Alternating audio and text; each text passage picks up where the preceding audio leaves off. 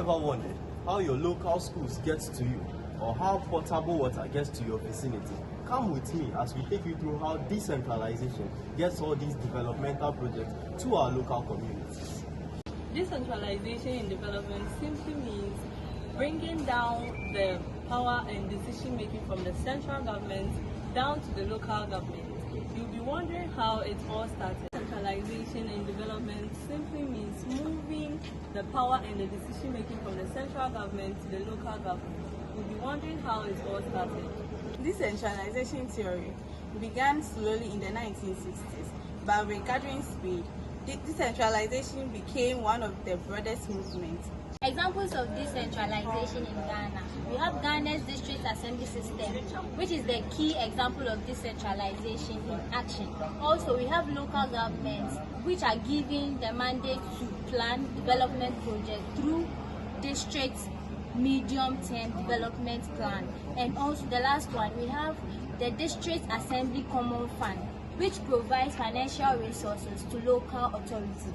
Through the types of decentralization theory, we have the first, which we call the political decentralization. Now, when we talk of political, this talks about decision making being shifted from the central government into the localized state.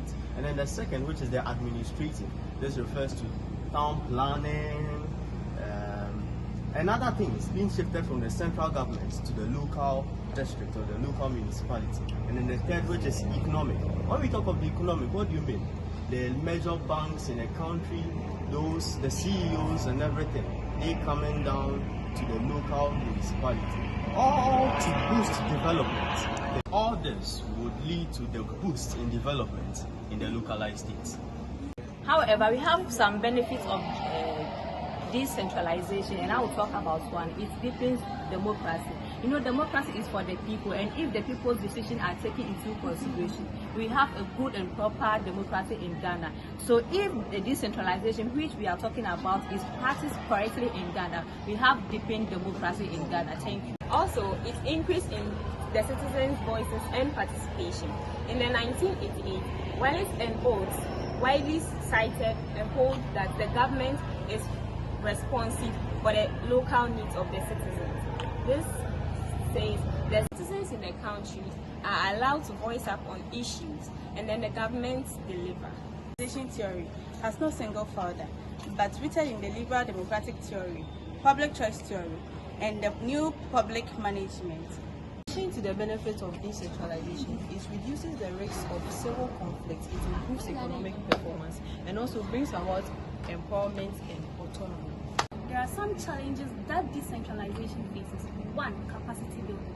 Local governments or organizations may lack the necessary skills, resources, or infrastructure to effectively manage decentralized development initiatives.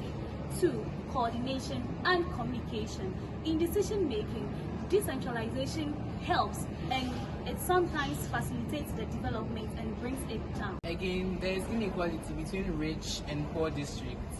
Wealthier areas with resources develop faster, widening the gap between the poorer districts. Also, there is poor coordination between central and local governments. There is confusion over roles and responsibilities, which can slow down implementation and lead to inefficiencies. In conclusion to decentralization, decentralization helps by including local people in decision making. In Ghana, this is done through local government groups called MMDOs. They handle things like building schools, health centers, and fixing of roads.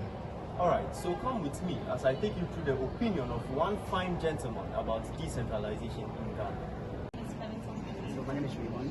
So I wanted to ask you, what do you think about your opinion on decentralization theory? Does it apply to our modern day Ghana now?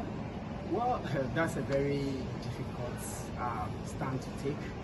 But then in practice, you see, in theory, it says like in theory it's applicable, but in practice it's very difficult because when you take a look at it in Ghana, for example, everything is centralized within Accra. Okay, look at the all 16 regions. Some regions don't even have insurance centers. You get it. So everything has been deposited in Accra. So if you want, look at the ministries. They're in Accra. You have the regional ministers, MPs. Everybody is in Accra. Transport system, the universities, the training colleges, nursing training, everything the best schools, best let's say office works, anything that is good is centralized in Accra. And so therefore, if you want to do something, you have to come to Accra, and which is not helping the country.